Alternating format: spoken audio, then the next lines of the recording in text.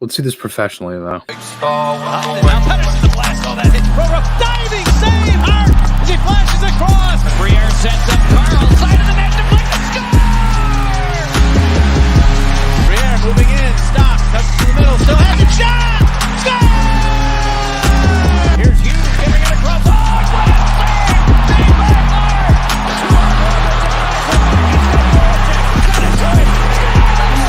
He's an angle. Short-handed mid.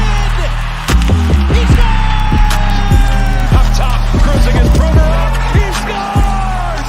Ivan Provorov!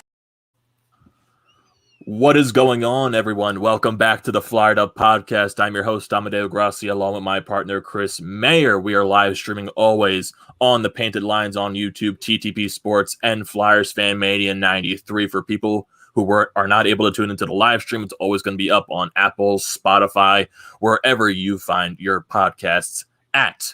So before we get into our little discussion here about the Flyers, because it's been a little bit of a frustrating time, we're going to sit here for a couple seconds, do a quick breathing exercise, just so we don't completely lose it. We're going to do this professionally as possible. So we go 1, 2, 3.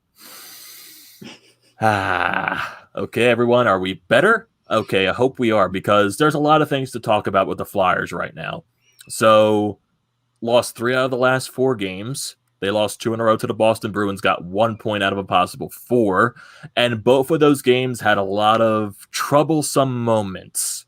So, game 1 on Thursday, you had a 2-0 lead. You blew that.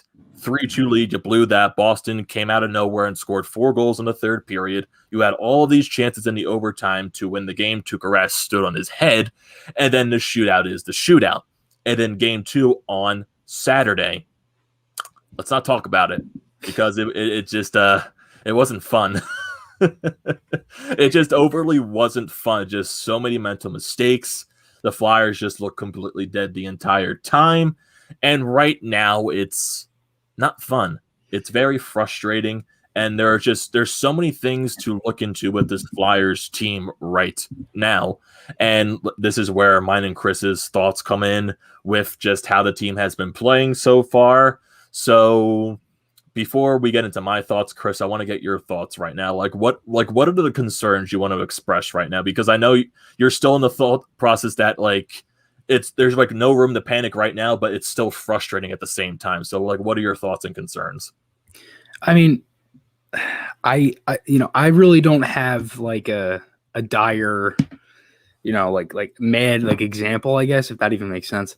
I'm not concerned. Well, I shouldn't say that. I'm concerned, but I'm not pissed off or anything. I understand the things that are happening, to be honest.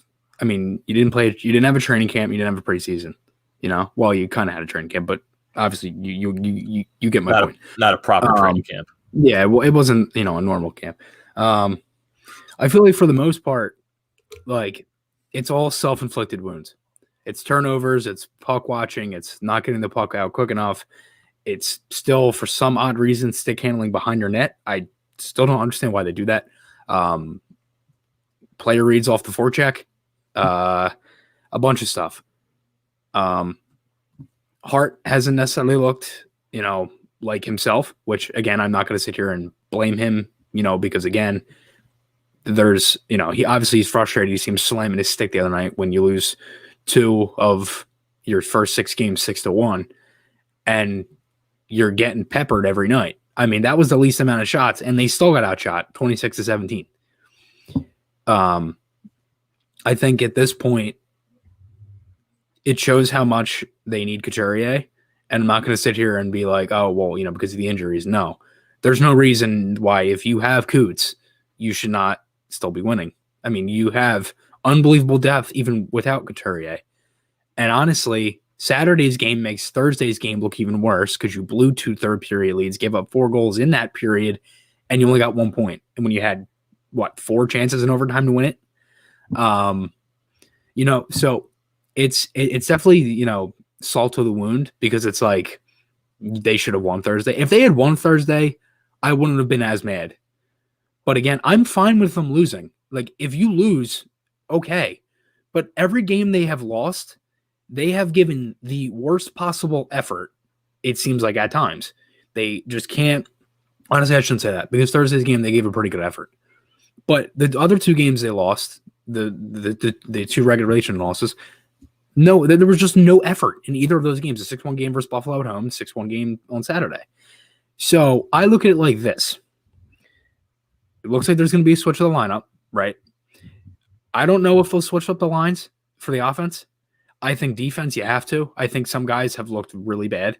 I think Gustafson has easily been the worst defenseman, and I hate picking on him because it's like, oh, it's like the easiest thing to pick on, I guess, because it's like, oh, everybody looked at him as the guy because it's like he's looked at as the guy that was brought in because they lost Niskanen, and that's not what it was.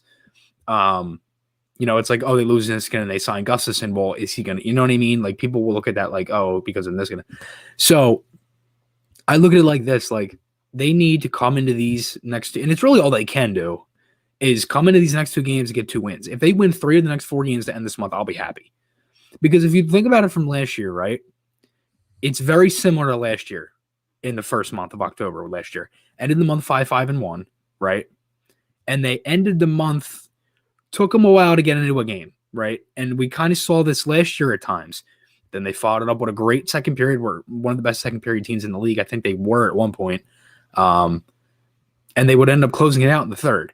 And I know earlier when I saw you sent me that tweet the other day, and it was like the whole thing with the chain forecheck. Oh my God, that must have took hours to put together.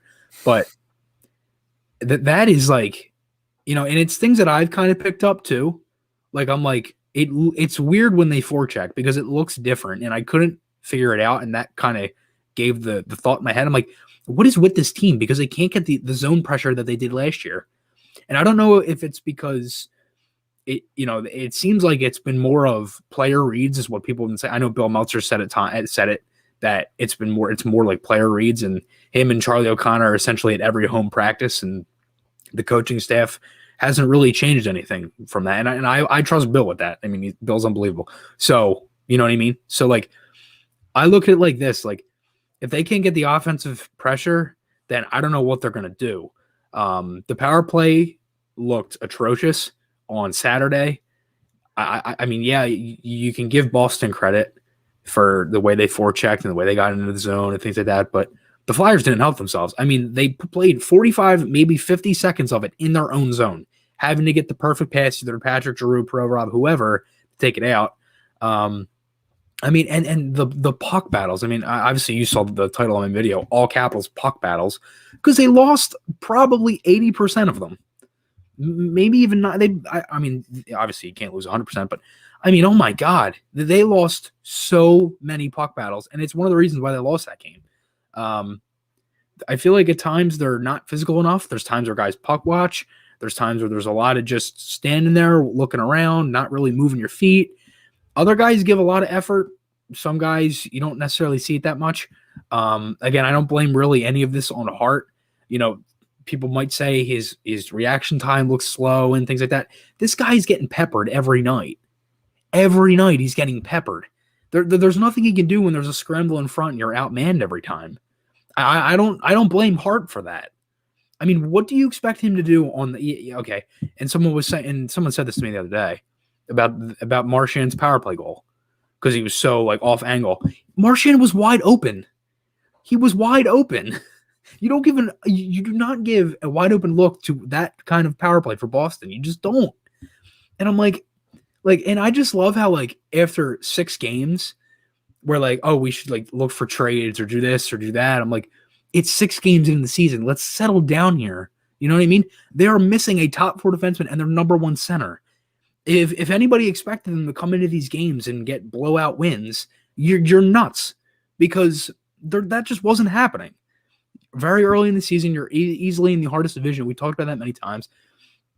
Listen, there's no reason for them to be losing like that, but there's, I personally think that it's a lot of self-inflicted stuff. And as they get more into the season and, ready for games and things like that, I think they'll be able to ease it out. And I think the 2 days in between the games from Saturday going to Tuesday where they're off on Sunday, practice this morning, and then go into tomorrow night against New Jersey on the road, I think that helps too, the extra time off. I know Elliot kind of talked about that today too. So I think for the most part, just go into these next 4 games. You got New Jersey and the Islanders, right? And it's a 4-game stint. Win 3 of the 4. That's what I would like. 3 of the 4. I don't see any reason why they can't win both games against the Devils. I don't. I think if you lose 2 games like that, it should, really make you mad to where you should go into these 2 and get really pick up some points. I'm kind of going along here. I apologize. But again, like, and I know you said rant, so I'm like, all right. But again, I think they just kind of have to go into these next 2 games, get the feel of it. And I think going into the end of this month and going into February, they're going to really start to get into games more. I mean, right there, I hope you're right with that statement. It's just because, like, I understand, like, going off for that long. It's a rant. That's what we titled, like, part of the show. There's rants to be involved because these past few games have been incredibly frustrating. And like what you said, Chris, it felt like there's just so many self-inflicted wounds. It just feels like the entire team right now, like everything that can possibly go wrong, it's going wrong. Yeah. And with the fact that, Carter Hart, like when you have to think about it last year, the Flyers were one of the best teams in terms of allowed shots per game. They were one of the best. They allowed so little shots per game. Now you're coming into this year, it feels like it's a complete 180. Yeah. You're seeing 30-plus shots, 30-plus shots, 40-plus shots, even sometimes both back-to-back against Boston and Buffalo. Mm-hmm. There were 2 40-plus shot nights. So it's going to be understandable to where your goaltender is frustrated, and then also where he's allowing goals that, he would definitely want back. Right. But it's understandable to where he gets so pissed. Like, I feel bad that he had to apologize for it because it's understandable why he would be so pissed to where he's like completely banging his stick on the post, and then he has to throw it across the ice. It's literally just showing your team, hey, help me. Wake up. Basically. And it's funny, like they haven't played a good game overall. No. And they've won 3 of the 6. They won 3 of the 6. They could have won 4. You know what I mean? So that kind of shows how they're a good team, because they haven't played good and they still find ways to win games. But that doesn't mean you want to keep winning like this. No. So, again, I think it'll take some time for them to kind of, as I said, get into the game. But this is very similar to the start last year. And I'm not worried. I don't think there's a reason to be worried. Am I pissed? Yeah, I'm pissed. I don't think there's, I didn't want this. And I don't think anybody did in the shortened season. And I think that might be one of the reasons why everybody's kind of, all chaotic and flipping out because there's less games now. But still, it's very early in the season. You're still in the first month. And you still have 4 games here at the end of this month to kind of wake up a little bit. And just going off of that, like, I guess to get into my thoughts and concerns on the team at this moment. Yeah, losing Couturier, losing Myers, it sucks. It really does. And it definitely shows how much this team misses a guy like Sean Couturier. Selke winner, and he's one of the best 2-way centers in the National Hockey League. But just the way they have played overall, you have 12 other forwards, and we've talked so many times about how good the depth on this team is. Yeah. Losing Sean Couturier, and like I know we've talked about this too, Chris, is that it shouldn't mean that your entire forward core should look that terrible defensively.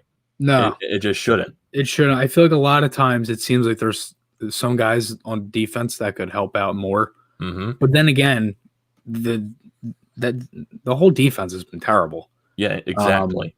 Like I like Provorov with Sanheim, and I don't mind like somebody messaged me after the game. They're like, I don't know about Provorov playing 30 minutes. I'm like, that game went to overtime. And if anything, he's playing 28, 29. It's no different from when he came into the league. He was playing 20, 22. He's going up a couple minutes each year.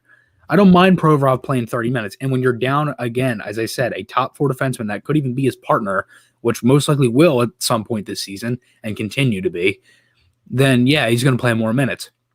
But, and again, I hate picking on Gus like this, but, he's just been bad. Mm-hmm. He's been bad. And listen, he's essentially a liability on defense. And I hate saying it 6 games in, but, it's not. I'm not trying. I don't want to sugarcoat it because he's been bad. I haven't mind Braun. There's times when he could be better, but I feel like a lot of the time his back is turned completely. I mean, I watched their Thursday night the Richie goal that tied the game on the power play. If you go back and you watch the overhead camera angle of the replay, you literally see Braun just skate forward when there was no reason to attack him, no reason to go for it. And it feels like get the free puck. And it feels like there's just so many times where we get caught either puck watching or we try to get way too aggressive with the man on the puck, especially going back to that Richie goal. Krejci was on the boards. It looked like Braun was trying to go after him. If Braun stays in his spot, Krejci has nowhere to pass that puck to. Yeah. Braun pushing forward gives Krejci that little bit of space and that little bit of timing to get it over to Richie, which allows him to bury it. Sadly, Hart he got a piece of it, but what do you expect Carter Hart to do with that? There's nothing Hart could do on that. No. Again, and I think there's been many times where the guy's just been back turned. I mean, I watched the other night. I recorded a clip off of Face Off, and I sent this to you, and it was the Voracek line out there. Tie up on the face off. Defenseman goes low, right? Provorov playing his normal spot on the back of the draw. Well, Sanheim lines up on the the side where the winger would, where the defenseman kind of doubles up there and the winger's there. Well, Provorov in his normal spot, Marchand goes straight to the net. Well, Voracek's fighting with the Brusque, right? Or Sanheim was fighting with the Brusque when that was supposed to be Voracek's spot. Well, why do you think Marchand's wide open? Because Sanheim goes to the guy he's not supposed to. I mean, it didn't generate a goal, or they didn't even get a shot on net. Well, I think they did. It was later in the play, though. But that play specifically, I can't even speak, that play didn't generate into a shot, but that's my point. You're leaving guys wide open. You're forgetting how to do things. It's like it's self-inflicted wounds. It's simple hockey. As I said, they did better in the face-off circle. I think they ended up winning more face-offs, and they did nothing with the puck when they won the face-off. It was like either a turnover, missed pass, like the play will just fizzle out. Like whatever it is, they're not shooting enough either. That's one thing I'll say is that at times they look a little too cute. They pass up a lot of shots, especially early in the game. Last two games, both games against Boston, 4 shots in the first period in each. 4. I think they had a power play in the first period in both. Yes, they did. Like, well, not Saturday night, but still. Because they didn't get that. And the refs were kind of bad that game. And again, that's nothing. But there was a lot of missed calls, I feel like, for Saturday. And that's not an excuse at all. I'm just saying. I don't know. I mean, I feel like for the most part, if they want to tighten this up, they need to play more north-south. They're playing way too much east-west. Way too much. And AV hinted at that. I said that in the middle of the third period. I'm thinking to myself, I'm looking at my dad. I'm like, they play so east-west hockey. It's like, I don't understand. Because you have all this room in the neutral zone. You have guys that can fly. I mean, TK, Patrick, Lindblom. They're all pretty good skaters. TK's fast. Patrick can move when he can fly when he's got the puck. And Lindblom's a good skater too. And they're all like passing at each other, like quick passes and everything. I'm like, just get into the zone. Go get over the blue line. And it's the same thing with the power play because they do that too. They wait way too long. They try to get the pass at the blue line. Oh, somebody goes offside. It's like, it's either if you're going to do it, then do it. If you're going to dump the puck, somebody's got to go get it. If you're going to dump the puck, you can't do a 1-2-2 offense. It's a turnover every time.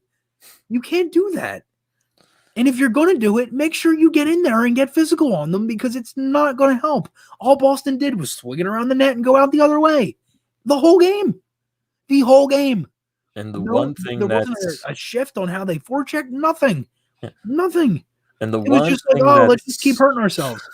Yeah, the one thing that's really like what I see with the Flyers right now, and there's a lot of similarities to even going back to the bubble playoffs, is like especially the shots on goal. It feels like the Flyers, they're trying to play a little too simple. They're trying to make the safe play more than try to go for that risky type of play. Because last year the Flyers were a really risky team. And when you take some risks, you're going to get rewarded for some of those chances. They did that a lot of time. Right. And it feels like the defense right now, you know how active our defense was last year. They wanted to get up into the play. They wanted to move the puck with the forwards. This year, they look completely, they don't want to do that at all. Some guys do. Like Provorov and Sanheim do. I'll say that. Yeah, Provorov and Sanheim definitely do. Many times I've seen Sanheim join the rush. But the play fizzles out. Yes. Like it's not like they don't generate a chance off of it. I mean, obviously Sanheim joined the rush the other night on Thursday, puck deflects off a skate and goes in. You know, it's a lucky bounce. Yeah. But like, I think the most deflating thing in Saturday night's game was you get the goal to start the period, and it was your only shot on goal for the first, I think, like 10, 12 minutes, and you scored. At least. Mm-hmm. They scored a minute 10 later. And it was a weird goal, like crazy bounce, and Smith just potted. I didn't even know where the puck was, and then I saw it go in. It was looking back at that goal too. I think it was Charlie Coyle that was coming up the right side. Provorov was trying to push him away from the play, but still somehow, some way, Coyle got the pass off, and it got Carter Hall off of his angle, and it just allowed for an easy bury. And then Provorov and Sanheim, they were playing way too close to each other. Yes. If you go back and watch it, they're like right here, like next to each other. It looked like they were hip to hip playing that. And it's like, guys, spread out. And then, like, because Sanheim, it was Hayes. Hayes had to come back. Well, he missed Smith because Sanheim, I would love for Sanheim to use his body more. He is what, 6'5", 6'3", something like that? Mm-hmm.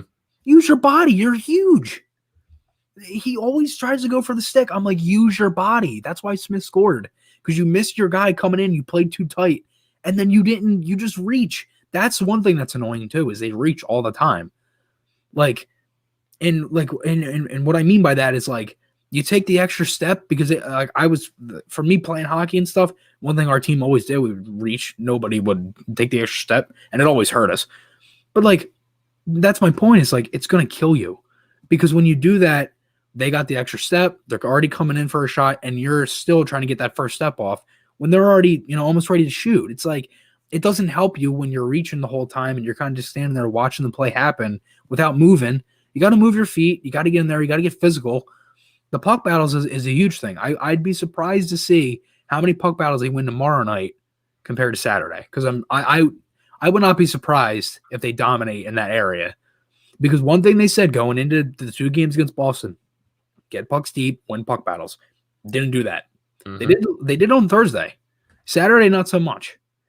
And again, as I said, like, this game Saturday makes Thursday's game worse, because that's like a gimme game. You had two leads. You had 4-5 chances in overtime. You even had the shootout to try to score. Game shouldn't even went to the shootout, but still. So the whole trip gives you a bad taste in your mouth. Obviously, the players know it too. So I think for the most part, it's all they can do. I said this is just go into New Jersey and get 2 wins. That's all you got to do. The Devils are playing good, but they're not a great team. We know that. The Flyers are obviously better. And I wouldn't be surprised if the team rebounds. And one thing before I bring up the Devils in a little bit, speaking of the shootouts, the one thing that really bothers me is the shootout itself. Elaine Vigneault expressed it perfectly, that it's a skills competition. But is it just me, or does it look like most of the time our shooters just don't even try? Half of the time. I don't know. Who knows? I think it's just, I mean, we're not going to know. We're not going down in front of Rask. You know what I mean? Or Halak, sorry. Like, no, it was Rask at that time. Or it was Rask, sorry, yeah. I mean, like, who knows? I have no idea. I mean, a lot of them have like kind of the same moves. I think it just depends on, I think it's just the luck of the draw. I mean, it's 50-50 before they even touch the puck. They're going to score, they're going to make a save. You know what I mean? Who knows? I mean, they've been terrible in shootouts since it was even put into the league. They're the worst team in shootouts. Yeah, record-wise, right? Yeah, record-wise, they're the worst team. Yeah. It feels like when they win, it feels like you hear like angels come around your head when you see them win in the shootout. It's a miracle, it feels like. But again, I don't know. I mean, I wouldn't say they don't try, because again, I can't see NHL athletes not trying. I just don't see that. And just like going like to some of their, like what you said, like they're a lot of similar players, and then when it just feels like they come down the ice, it's either they don't use enough speed, they try to do the same plays a little bit way too much, like Claude Giroux. You know how last year when he was trying to use that fake slap shot and then try to deke out the goaltender, he tried to do that once again. I feel like when you try to do that little one too many times, the goaltender's going to expect it. Yeah. So it's an easy save right there. But I feel like some of our guys that are fast, they don't use their speed in the shootout. They don't try to get their goalie moving. They try to come in a little slowly, try to do these like one too many stick handles, and all the goaltender has to do is stand still. That's basically all they have to do. Yeah, I mean, really, we could sit here and nitpick everything from the shootout, but like, I don't even really care about it, to be honest, because again, they should have won in overtime. Rask was phenomenal in that. Voracek should have scored. Should have. Walton hit a crossbar. Hayes should have scored. Robbed. Like, and honestly, Sandholm had that chance in front of the net. And honestly, going back to that Hayes play too, I feel like because it looked like on that replay that he maybe tried to control the puck a little bit on his stick and just like maybe had a little off second from taking the shot, and that's what allowed Rask to get over there. It was still a incredible save regardless, but maybe if Hayes didn't like worry about settling the puck and he just took the shot right off the pass, maybe that puck would have gone in. Who knows? But it's just like, like Rask was on his head, unbelievable during that overtime, and yes, we should have won that game. Yeah. But just the way it's still one thing that concerns me right now is it's going to be the defense moving on right here, and right now I'm not concerned about the offense. I know this team can score, but it's like what you were talking about too. They try to do these maybe one too many cute plays. They try to rely on the simplistic stuff, maybe trying to make the extra pass rather than trying to just get the puck onto the net. And it feels like they're doing that way too much, because you saw some instances during Boston where they obliged to take that pass instead of take the shot. Raffle did it a couple of times. Farabee did it a couple of times. It's just that this team has to get out of that habit of making the extra pass, because I feel like they're trying to do that way too many times. That's why maybe you're also seeing not as many shots being taken for this team. I think that's the biggest thing is they pass up way too many shots. Like the power play. How do I explain this? Like it seems like when they get into the rhythm of getting it around, like just throwing it around the horn, like just getting chance after chance, they shoot. But every other time, it seems like they take way too long. I feel like it's more of an issue just them getting into the zone. And this is 5-on-5, not even power play. Like just them getting into the zone seems like more of an issue at times now from what I've seen. And again, like I don't necessarily think they've played like bad, like where it's like, oh my God, like in some of the games, like the two games are thrown out of the window, or the Buffalo game and Saturday night, they're just bad. If in the other four, they won 3 of them. They didn't. I think the best game was probably the second game versus Buffalo they played all year so far. I think that's going to change going into New Jersey. I don't see this team continuing this into New Jersey and the Islanders, especially when you play the Islanders at home. I just don't see that. I honestly think there's going to be bad blood too going into the Islanders, because you just lost to them last year in the playoffs. And again, a series where you didn't play good and you still took them to 7 games. I think that's one thing we kind of underestimate with this team is like they haven't played a good game and they have a winning record right now. You know, they are still one of the top teams in the division right now, and you're 6 games in. Like I'm not going to sit here and like defend them the whole time, but it's just something to keep in mind. It's like they haven't played good. Their goaltender has given up a lot, not necessarily his fault, and they are still 3-2-1. It's not like they're 0-5-1 or something, you know? That's why I don't want to make this like big thing where it's like, listen, they have to play better. We know that. And I think, as I said, I think it's similar to last year. So just got to come into these next 4. I think they'll win 3 of the next 4. I think 2 wins against New Jersey, I think they can do. And I think at least 1 of the 2 against the Islanders.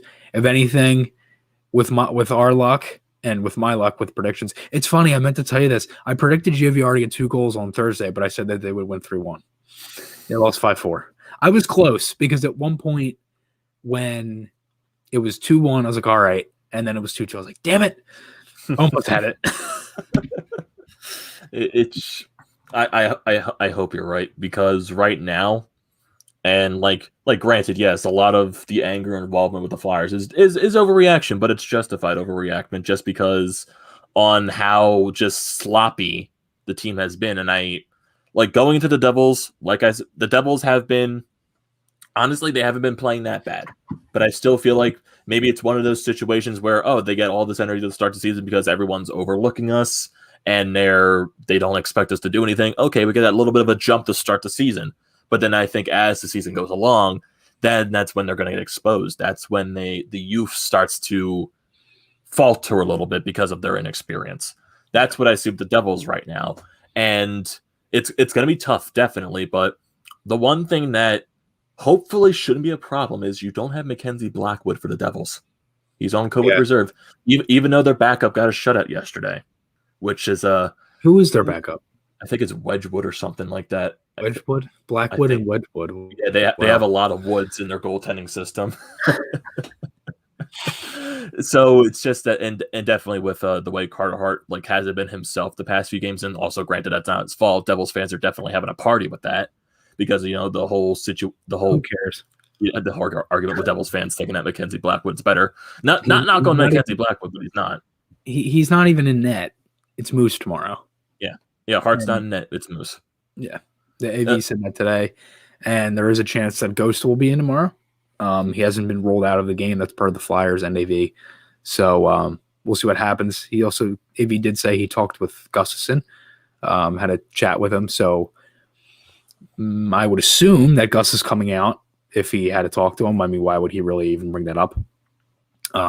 If he wasn't coming out, I kind of think that's the thing. And again, they're not taking out Braun, Hag, or Friedman. There's no way. I think Gus has easily been the worst defenseman, and I think they kind of realize that. And he's had a lot of plays that are just iffy, and it's just yeah, you know what I mean? Like that fourth goal, for example. There's just no effort on that play. I'm sorry. I don't want to sit here and criticize the guy for his effort, but that there was no effort shown on that whatsoever. There was both Braun and Gustafson getting beaten one-on-one, and it leads to an easy goal from Marchand.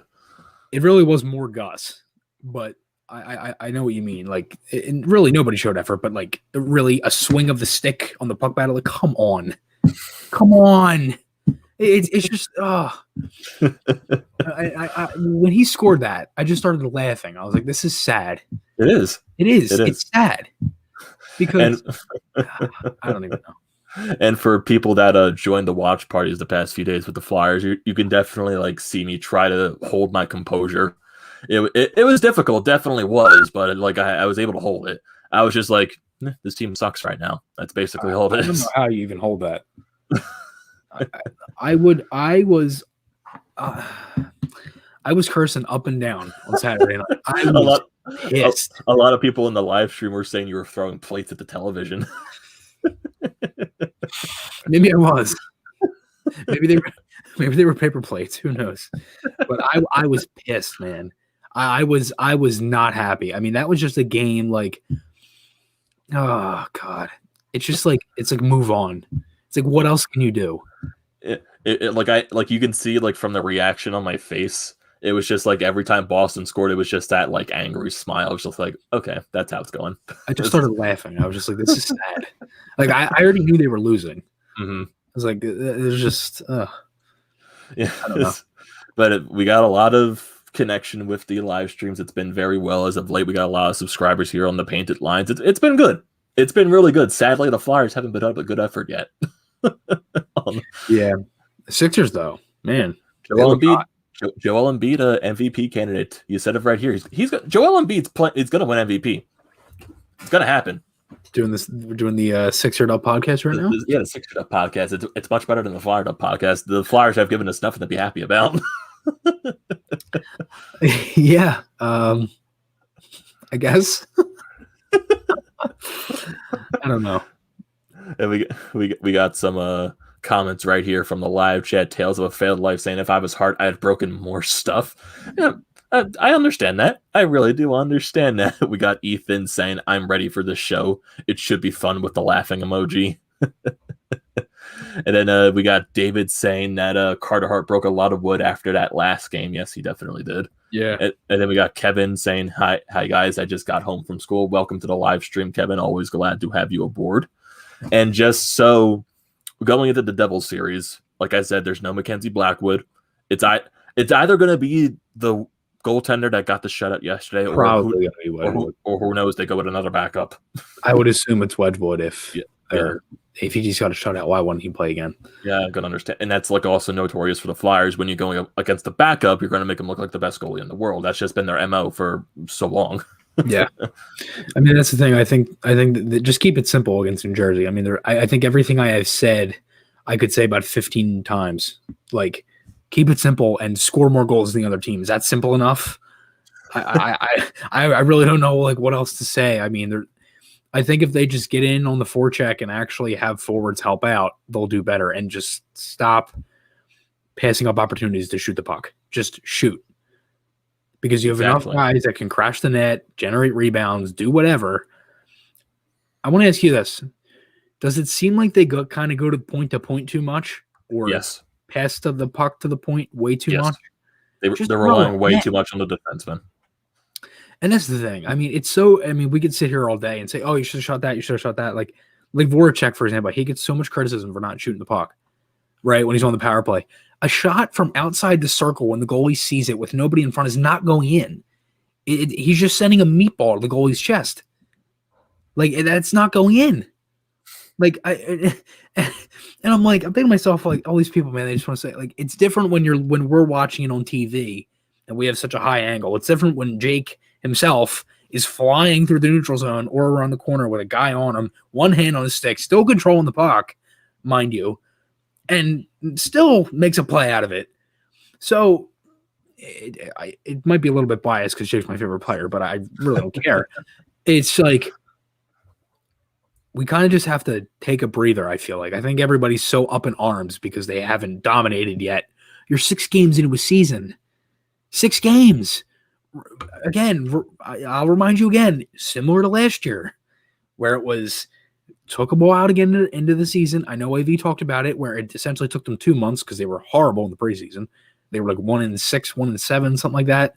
They lost to Lausanne. They were down 4-0 to Lausanne. That's how bad they were at the start of the season. That's how bad they were playing, I should say. It's like I'm not worried. I'm not. We know how good this team is. We know how they can come back, and bounce backs from a loss happen. So I think that might be the first time since like January of last year they lost back-to-back games, I think, right? It had to be playoffs. Yeah, because they lost the back-to-back games against the Islanders in the playoffs, but like in regular season terms, yes. Yeah. That's probably been the first time they lost back-to-back games since going into last January. I think it was games 3 and 4 against New York. Yep. But I mean, that was really it. I mean, I'm not worried. I don't think there's any reason to be worried. You still got a lot of season left. A lot of games to be played, a lot of decisions, a lot of guys that come into the lineup, out of the lineup, guys we can see, and things like that. So I'm not worried. I don't know if you are, but I think right now, I don't think there's any reason to panic and say, oh, let's trade everybody and this and that. And you know what I mean? I'm not saying I'm panicking.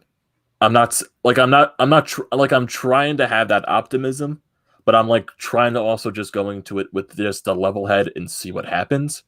Just because right now, the way the defense has been playing, I know they're losing. I know they lost Myers, but like when you have Provorov, Sanheim, Myers, yes, those are 3 good defensemen right there for your core. But when you have guys like Eric Gustafsson, who's going to turn the puck over so many times, and it just basically has been a liability. Justin Braun is Justin Braun. Robert Haig is Robert Haig. Gostisbehere right now, he's basically unknown at this point. You don't know if he's going to be the good ghost. You don't know if he's going to be the bad ghost. You just got to wait and see what happens when he enters the lineup, which is most likely going to be tomorrow. And what it sounds like he's going to be on the top pairing with Provorov tomorrow from the reports.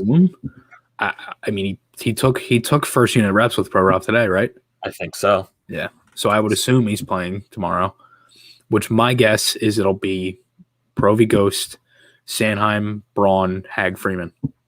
And it's just like going back to, because right now, there is we all know this, there is a glaring miss of Matt Niskanen on the balance that he brought to the defensive core. There is a definite miss right there. And I know Chuck Fletcher, yes, the Eric Gustafsson, he wasn't the replacement for Matt Niskanen. He was an extra guy for the blue line. But yes, it's still definite. There's a miss right there. And right now, I was going more into the season. Okay, maybe these young guys, they need to step up. Okay, we couldn't bring back Matt Niskanen. Sadly, he retired. I was thinking, okay, it's time for a guy like a Sanheim or a Myers to take that role. to step up, improve his game a little bit, so we don't have to worry about a Matt Niskanen. Who knows? Maybe over the course of the season, they get 20 times better. They get more better. Who knows? Yeah. But right now I'm not panicking, but I'm just a little worried about the defense right now, into where I'm going into these next 2 games with the Devils just with a even playing field, just seeing what happens. And honestly, it can only happen in 2 different scenarios. The Flyers, they look a lot better and they win the next 2 games, or they look a lot better and they split the next 2 games. Or the other scenario is they look the exact same as they have been for the first 6 games of the season. And that's where, what happens if that scenario happens? What do you do then? Because now you're looking at 8 games into the season, and the same mistakes have been continuing to happen again and again and again. And they're just, right now, it didn't look like there was going to be any fix. Like, what would you think, Chris? Like, if that scenario Is were that to your happen, true feeling, though? Like, do you really think that's the thing? I don't know. Because my thing is this: if we know this team can come back, then what's the point of even putting that scenario in the situation? Because we know that they can come back from losses like this. We've seen it before. And as I said, it takes some time to get into games. And we've seen it. It's just, I know I said it about 6 times already, but it's true. It took them a while to get into last year. And look how they were in the second month of the regular season in November. Best team in the league. It's very easy to pick on the Niskanen situation when you lose Myers. Like, oh, okay, we lost Niskanen. That's why they're playing so bad. Well, yes and no, because you don't have Myers. Did anybody expect Myers to be out week to week in the 4th game of the season? No, no one did. And if you say yes, you're nuts, because I know that's not true. Or you somehow can predict the future, which I want to know how you get your powers from. Yeah, exactly. I feel like for the most part, it's very, as I said, it's very easy to pick on the Niskanen situation. It's easy to pick on the Myers thing. I'm not going to sit here and say that the Flyers could have made and I know you sent me this tweet the other day. It was somebody tweeting that, the Flyers could have had a replacement for Niskanen, whatever. And it was like Pietrangelo, Krug, Tanev. Realistically, they weren't getting any of those people. No, and Brody. I'm like, okay. Can we break it down and kind of go back to when everybody was like, oh, can they get this guy? Can they get this guy? Krug and Pietrangelo were the 2 guys Fletcher said, or I think, no, Pietrangelo was the only guy Fletcher said that they were out on. Krug, we already knew he was going to St. Louis. That was the thing from the beginning. I don't think his mind was going anywhere. And Krug was not a fit here. You essentially have another Gostisbehere that's better defensively. That's Krug. And that's not a knock at Krug, but it's a similar play style. A small left-handed defenseman that can move the puck and score on the power play. That's very similar. Tanev, when the hell did Tanev even come up to play first pair? I don't remember that at all. Brody would have been very nice because he could play a right side, but again, the no movement clause, that's what got him in Toronto. And as I said, Pietrangelo was out, and Schmidt, same thing. His cap was more than Niskanen, 5.9. You would have had to given up a similar contract. And he had longer term. To a team like Vegas at the time, who was trying to get rid of cap. They had rumored to get rid of Marchessault, Fleury, Pacioretty, Martinez, yes. So that wasn't happening either. So let's not just make it like 4 games into the season where, oh, they could have done this. No, they couldn't have done that. You have to look at it at a cap standpoint. They are in a flat cap world for the next 2 seasons after this year. 3 seasons in total. They were not getting any of those defensemen. I don't care what scenario you throw in. You have to understand how much cap they had at the time, who they could have got rid of. Oh, it's, they should have traded JVR. They should have traded Gostisbehere. You have to get rid of the exact same contract. JVR making $7 million is not going through for a defenseman like that. That's not. If you trade JVR, you have to get a bad contract in return. Exactly, or similar. So I'm not going to sit here and blame Chuck Fletcher for a problem that you don't necessarily even understand what is happening in 6 games into the season. Like, that is just the stupidest thing I could think of. And that's what ticks me off, because like I deleted Twitter for about 4 or 5 days. I don't even have notifications on it anymore. It's not even in my main spot. It would be on my phone, so I don't purposely check it. I moved it over. You know, like obviously the iPhone's got like a bunch of different screens. I put it on like the last one, just so I don't even have the temptation to look at it. I have gone on there. I promoted my video, did some stuff with Flyers Nitty Gritty, and that was it. And your video too, retweeted that. But that's it. That's all I've done because I can't take it anymore. I can't. Like I go on there and I see all these people just complaining and everything. It's just and your opinion can easily get swayed from going on it while the game's on. Mm-hmm. And I can only imagine how Eagles Twitter is, especially after that debacle of the season they just had. Oh, Sixers. We're talking about Flyers Twitter right now. Flyers Twitter does not compare to Sixers or Eagles. It doesn't. It's got to be. I'm thinking to myself, it has to be worse. No, Sixers and Eagles Twitter is probably the worst in the city. Flyers is nowhere. That's what I'm saying. Yeah, Flyers that's is nowhere close like, to it has to be worse than Flyers. And I thought this was bad. So my point is this. It is 6 games into the year. Calm down, please. They have a over 500 record, and they have won 3 of the 6 games. They probably should be 4-2. No, yeah, 4-1 or 1-1. Yeah, probably. Yeah, they should be 4-1-1. Whatever. All they can do is go into these next few games and win. Because I just can't wait for them to, knowing the Flyers, they'll pick it up, they'll get a couple wins, and everybody will be right on their train again. And they'll be sucked back into the Kool-Aid. Yeah, exactly. Like my video views have dipped. Why do you think? Because they lost a couple games. Why? The Sixers keep winning. Well, they keep losing. It draws people away. It's funny because my last Flyers video actually did pretty well. I'm really surprised about that. Well, all of my videos have gotten over 100. The first, how many games they've played? 6. The first 4 got over 150 or more. The last 2 have gotten 97 and 93. So they dipped around 55, 60 views. No, I'm not going to sit here and complain. Still a good number. But still, you know what I mean? It's dipping because they're not playing that great. And it's also dipping, I think, because the Sixers are on. There's other stuff happening. Football.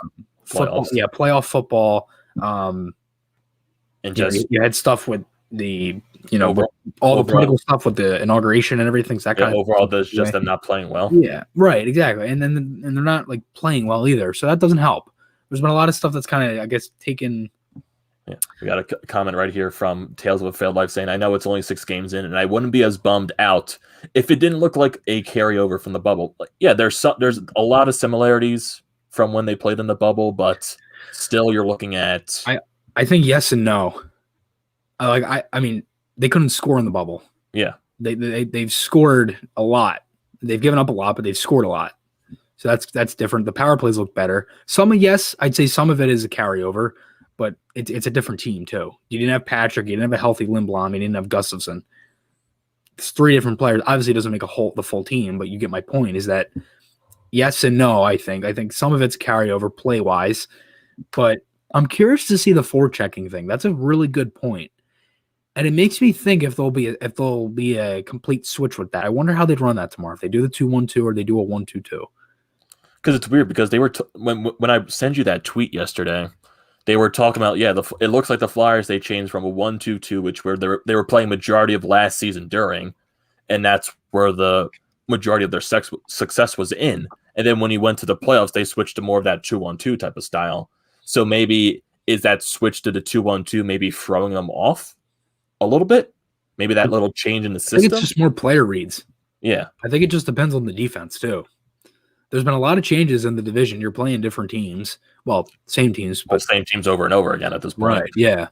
So you have to adapt with that stuff. So, again, we don't know what goes on behind closed doors. So it's all, again, I'm not going to sit here and say, oh, why is the coaching staff doing this? Like, it's hockey. It's not like they're robots, It's not like you're playing the bubble hockey with the sticks and they're all just staying in the same spot.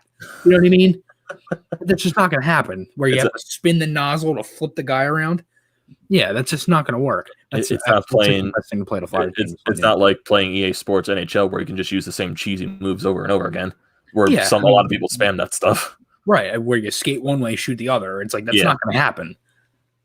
And just like thinking about it right now is before, because there's a little bit of stuff to talk about around the NHL right now. The big trade news and all that. Capitals, they released something. We'll get into that in a couple of minutes right here. But there's like going back to a little bit about the Twitter situation, like talking about people. They're just like I just read it. I don't conversate. I don't do anything about it. I wish some of it I've never seen. I wish it would just be get out of my head. Because sometimes I see that like people they're already saying the Hextall regime was a failure. Just like they're going that far. They're saying we shouldn't be waiting for prospects anymore and all that crap. Yeah, trade Cam York, right? They're saying like we shouldn't be waiting for Cam York. Oh my god! Because some people still believe he's like 3 to 5 years away, even though that's not realistic. Dude, he literally can make the NHL next year. He can make the NHL at the end of the season. That's my point. He literally could make this team next year. It's just, is there a spot for him? No, I'm thinking when his college season ends, he can honestly be on the Phantoms with the Flyers. This is easily his last college year. He's not. Yes. There's no way he's playing another year of college. No way. No. And then also, like, he you was can't the wait for captain Bobby. of the World Junior team that won the gold medal. You know how much that boosts his confidence and everything that everybody sees him as? And then people saying, "Oh, we should be waiting for Bobby Brink. Oh, don't worry, Provorov's coming up in the depths. Don't worry, Konechny's coming up in the depths, and all that." Just seeing your reaction right there. That was funny. It's just a shame. It is, because a lot of this stuff is so funny to me that I sit here and look at it. I'm like, what am I looking at right now? Yeah, it's like some people like, oh, the Flyers haven't made like that blockbuster trade in like so many years. Okay, the Flyers don't make a blockbuster trade every season. Whatever good thing happens here, it needs, like, everybody just wants it to go away. Like I don't know if you get what I mean, but like when they had some of these guys, right, and like if the Flyers got Laine, for example, they would like them for a few games and then they just want them gone. Like, whatever good thing we have, we just have to get rid of because we need something better. Like, that's what people think, that we need something better. It's not good enough. When if you're just patient, things will come together. That's the thing. A lot of people are really impatient. I can understand the impatience because the team hasn't won a cup since '75, but it's yes and no. I mean, were they really a contender in this last decade? No. Did you expect it to be, No. And I like this comment right here from Mr. Philadelphia. Fourth Right podcast. They ranted on every single thing possible. And then he follows it up with great podcast. Thank you for that, Mr. Philadelphia. And then we got Tales of a Failed Life saying Twitter is a cesspool. I only look at it if I want to feel bad about humanity. That honestly fits with the name of your YouTube handle. Tales of a Failed Life. So, yeah, getting off of that rant for a little bit. So, we got Flyers tomorrow and Thursday. They play the New Jersey Devils. Hopefully, things can change. Hopefully, the team can look better. That's basically the only thing we could do at this point. Just wait and see what happens. So, that's something we have to wait for right there. But let's get into a little bit of the talks around the NHL. So, the big news is the Pierre-Luc Dubois for Patrick Laine and also Roslovic. So, And a third. Can't forget the third. That's the third. Yeah, Hagen the third, the trademark of the Philadelphia Flyers at this point. So, just I think overall thoughts right now, in my opinion, I don't think either of those players are going to want to stay in their city. That's just me. Because if you look at the Columbus Blue Jackets, every star that they have had has never stayed there. Rick Nash never stayed there. Panarin didn't stay there. Bob didn't stay there. Honestly, if Seth Jones goes in the free agency, he's not staying in Columbus. You never know. I mean, it's so hard to tell when the free agency is July 28th. Like, I honestly could see Tortorella like being one of those guys that helps out Laine, but also I look at it as like, oh dear, because it just doesn't look like a situation that could help them. Yeah, it's because it could be one or two situations. It could be a match made in heaven, or it could be, oh my god, this is terrible. Yeah. Or it honestly could be in between. I have a feeling it's going to be a mix of both. Like, there's a lot of guys on that team that kind of needed that. Like Domi, I kind of think is a guy that maybe needed that. I think the thing is with Tortorella is that everybody just looks at him with the media and thinks that he does the same thing with the players. There's no way he does that with the players. I just can't see that happening. Like, he seems like one of the most motivated guys, or I should rephrase that. He seems like a guy that can motivate you in so many ways. Like we saw in the bubble with Columbus. he's screaming at Dubois on the bench, right? Mhm. And he goes out. I think he had either 2 goals or a hat trick. Yeah. And one of them was the game winner. Like, he just, bam, completely turned his game around that game. And, like, he seems like a guy that can help. He definitely helps out his players. He's one of the reasons why, I think he's one of the biggest reasons why they swept Tampa Bay that year, because he motivated them so much that it was just like, oh my God, like overpowering. Like, you wanted to get all, you just wanted to run through like 7 brick walls in a row. You know, I look at it like this. I think right now, I think Winnipeg's the winner of the trade, because you kind of got rid of the 2 problems you had, which were Laine and Roslovic, 2 guys that didn't want to sign. Roslovic didn't even have a contract. He goes to Columbus, already signs a 2-year deal. I think the one thing with Roslovic, he's also a native of Ohio, so that maybe that pulls into maybe wanting to stay in Columbus. But like the situation with Laine right now is that his contract expires after this year, and he's still an RFA. And that's the thing. He would be.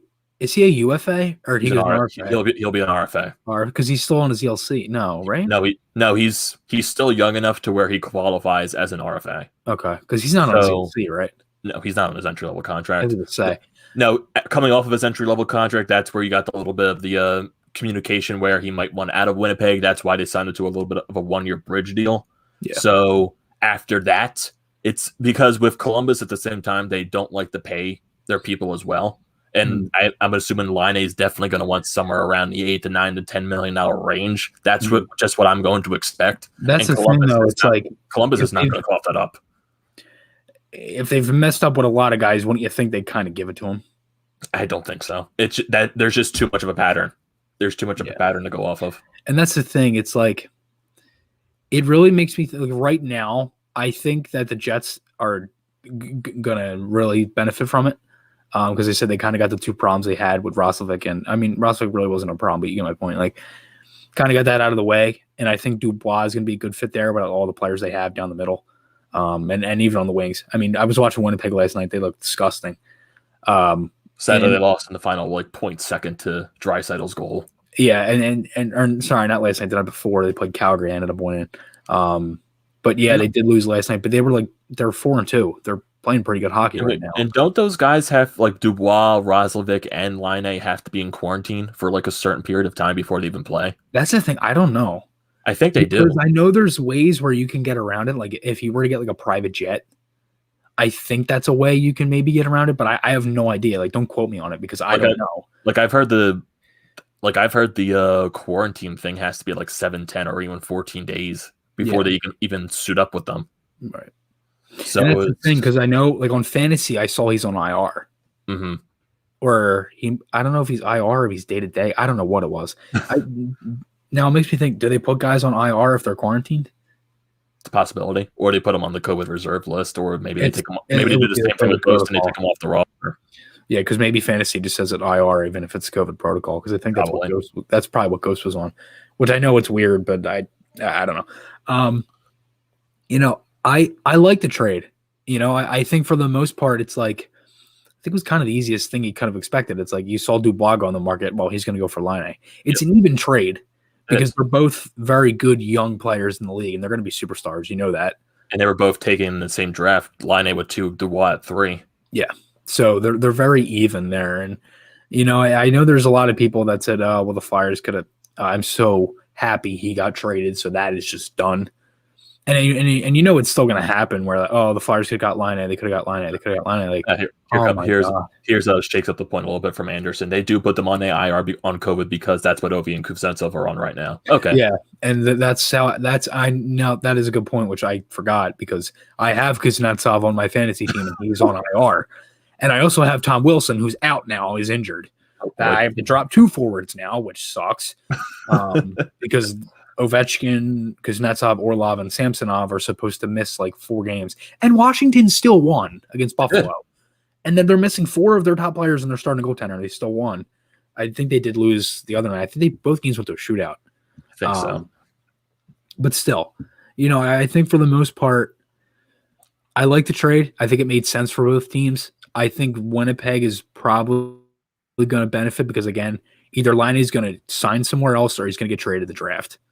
Yeah. So that's what I expect. That's kind of, yeah. So I don't know. I hope it's a good fit for him because, again, I hate seeing guys get thrown around like that when they're that good because it's, but I think some of the stuff that Dubois did in Columbus, like that last effort he had when he got sat, that was ridiculous. There was no reason for that. Okay, if you already knew you were going to get traded and you didn't want to play, but that doesn't mean you just purposely let your team try. At least try. Like that's just ridiculous. Yeah. And I guess, I understand why people can be mad at that too. Yeah, and I guess to go off on a final point before we end the episode right here. So speaking of the Caps, what are your thoughts on their new alternates? Oh, those are nice. I like them. I think they're sharp as well, but I think they missed the opportunity to use their secondary logo, that Weagle. Yeah, I don't know if you saw the story behind them, but they're supposed to have. They're going to be worn 7 times, and each person they're supposed to have like a healthcare like worker that's like dealing with COVID at the game, and they get like a signed jersey and everything. So it seems like a really cool idea that they kind of did, and it's also to add another jersey in there.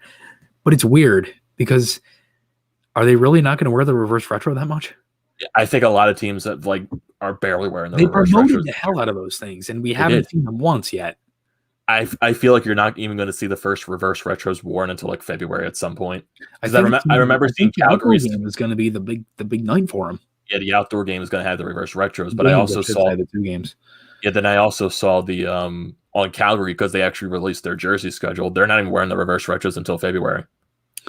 Yeah, it's like February 6th, I think. It's early in the year. I think every game they wear them, it's either against like Vancouver or Edmonton. Okay, here's a last thought from the comment section before we end it off. So, thoughts on the Tkachuk knee to the head on Campbell last night? Steve Dangle riffed Matthew Tkachuk last night. Personally, I did not see the play. I didn't see it either. I don't have an opinion on it. I'll probably go look at it at the end after this podcast is over. Look at that. Yeah, so we'll definitely check that out and maybe give our opinions on the next episode or maybe even during one of the watch parties the next few days because we're definitely going to have a watch party for the Flyers tomorrow when they take on the New Jersey Devils. So this is going to do it for this episode of the Flyered Up podcast. Don't forget to subscribe, like, and comment here on the Painted Lines. Also, don't forget to subscribe to mine and Chris's channel, TTP Sports and Flyers Fan Mania 93. Don't forget to check out everything, the Painted Lines, just everywhere. And for people that weren't able to tune into the live stream right now, is that it'll also be on Apple, Spotify, wherever you listen to your podcast on. And also with the Painted Lines, don't forget to just check out everything. They're doing a lot of stuff. I know the Daily Dose is on right now here at the Painted Lines. They'll be doing their Sixers watch party later tonight. So definitely check that out. And we'll definitely have an episode of the Flyered Up podcast. Probably, I would say, maybe before the Islander series, maybe after it. Depends on what the timing is. So we'll keep you noted right there. So thank you for tuning in to this episode of the Flyered Up podcast. Tune in for the watch party tomorrow. And for me, your host, Amedeo Grassia, he is Chris Maher. Thank you for joining, everyone, and we will see you next time.